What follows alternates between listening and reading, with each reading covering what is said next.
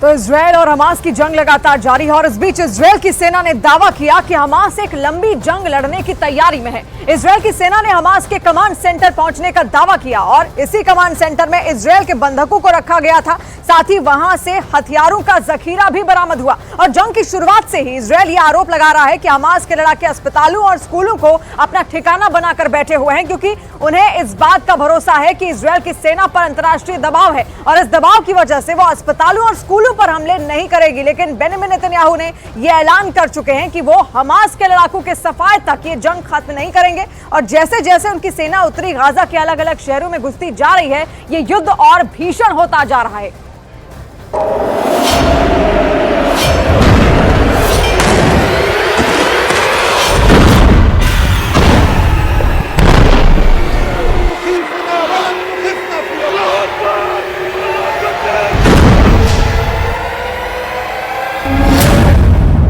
Hamas के command centre में Israel की सेना।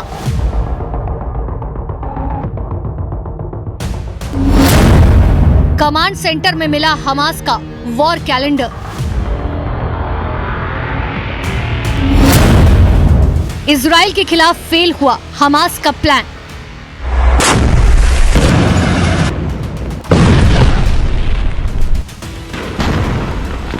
ये देखिए, ये है हमास का वो कमांड सेंटर जिसे उसने उत्तरी गाजा के एक बड़े अस्पताल के नीचे बना रखा था।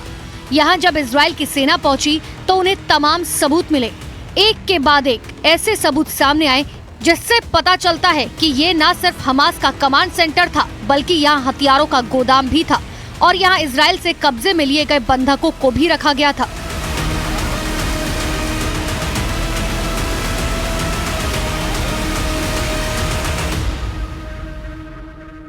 हम एक एक करके आपको हर एक सबूत को दिखाएंगे, लेकिन सबसे पहले देखिए हमास का वॉर कैलेंडर, जो यहाँ कमांड सेंटर की दीवार पर चस्पा था और जिसमें तारीख की शुरुआत होती है 7 अक्टूबर से, वही दिन जब हमास ने इजराइल पर हमला बोला था और ऊपर लिखा है अल अक्सा फ्लड की लड़ाई।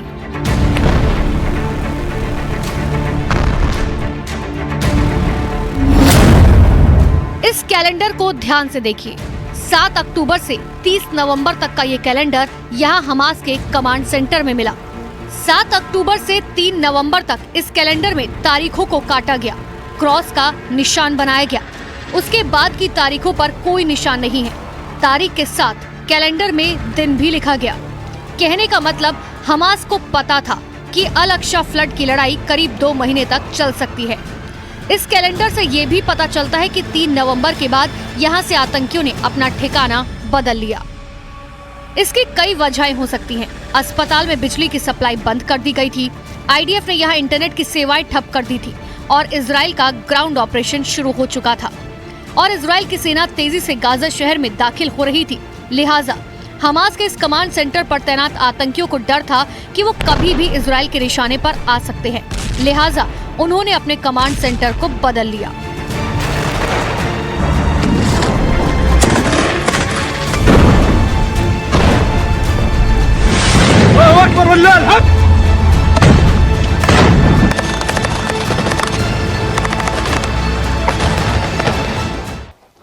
There is a list. This list, in Arabic, this list says we are in an operation, the operation against Israel. यहाँ हमास के तमाम हथियार भी मिले हैं। हथियारों का ये जखीरा छोड़कर जिस तरह से हमास के आतंकी यहाँ से किसी और जगह चले गए, वो बताता है कि हमास आतंकी यहाँ से आनन फानन में फरार हुए और हथियारों को यहीं छोड़ गए।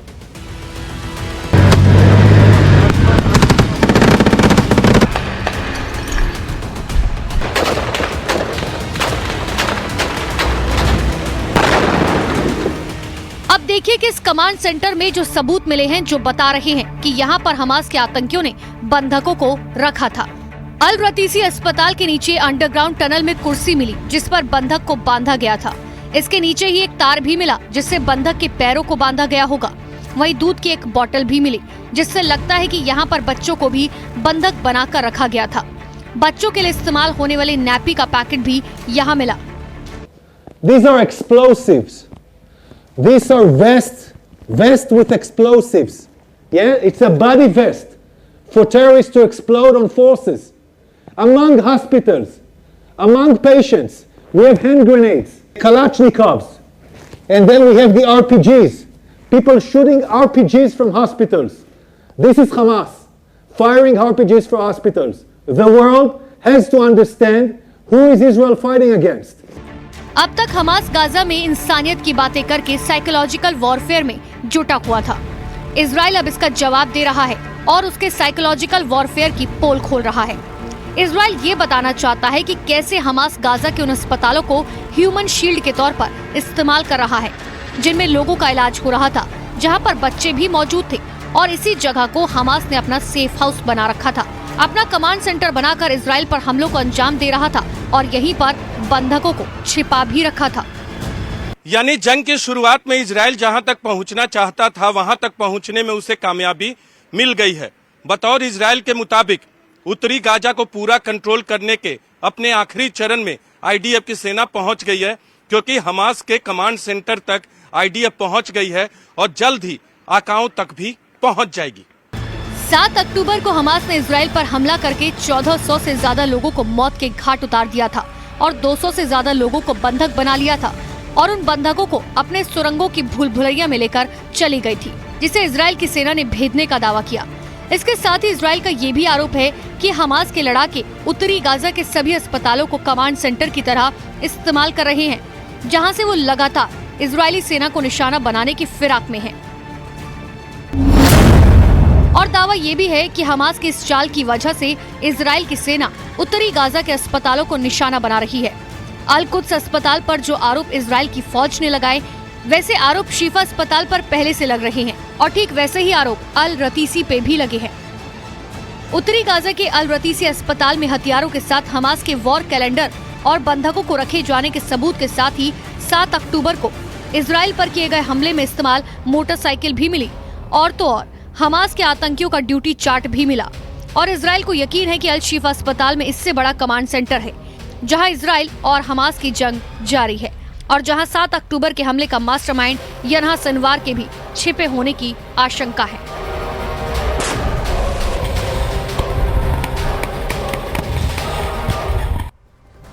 तो उत्तरी गाजा में अल रतीसी अस्पताल में किस तरह से हमास ने अपना कमांड सेंटर बना रखा है, उसकी एक्सक्लूसिव रिपोर्ट आपने देख ली है। अब हम आपको ये दिखाते हैं कि कैसे अल रतीसी अस्पताल के आसपास हमास का एक कमांडर का घर है और वहीं पर सुरंग का दरवाजा भी है। आपको दरअसल सैटेलाइट से ली हुई तस्वीरें दिखा रहे हैं। दरअसल ये देखिए, ये सैटेलाइट से ली हुई तस्वीरें जो हम आपको समझाने की कोशिश करें कि कहां पर अल रतीसी अस्पताल के आसपास जो है वो ठिकाने मौजूद है। आप ये समझने की कोशिश कीजिए कि सुरंग का दरवाजा किस तरफ है। ये देखिए, ये अल रतीसी अस्पताल है। अगर आप आसानी से समझने की कोशिश करेंगे तो ये अल रतीसी अस्पताल, लेकिन इसके पास स्कूल भी मौजूद है जो आप साफ तौर पर देख पा रहे हैं। दरअसल ये स्कूल यहाँ पर मौजूद है, यहाँ पर अल रतीसी अस्पताल एक स्कूल। लेकिन अब सबसे बड़ा सवाल है कि अल रतीसी अस्पताल है और यहीं पर अस्पताल के अंदर हमास के आतंकियों का ठिकाना मौजूद है, जो सैटेलाइट से ली हुई तस्वीरों में साफ तौर पर पता चल रहा है, क्योंकि ये वो ठिकाना है। और स्कूल के आसपास देखिए कैसे इन आतंकियों ने यहाँ पर सुरंग में जाने का रास्ता बनाया हुआ है, यानी कि एक तरफ अस्पताल एक तरफ स्कूल, और स्कूल से ही रास्ता बना हुआ है ताकि ये सुरंग से जो है अपने अड्डे पर जा सके। और वो सुरंग जो है नीचे जाकर अस्पताल के नीचे बंकर का रूप ले लेती है, जहां पर आईडीएफ के मुताबिक बंधकों को रखा गया था, जहां से तमाम चीजें बरामद हुई है। चाहे वो लिस्ट की बात की जाए कि आखिर कौन कौन से बंधक वहां पर मौजूद थे, चाहे मोटरसाइकिल की बात की जाए, ये तमाम चीजें जो है वो मिली है।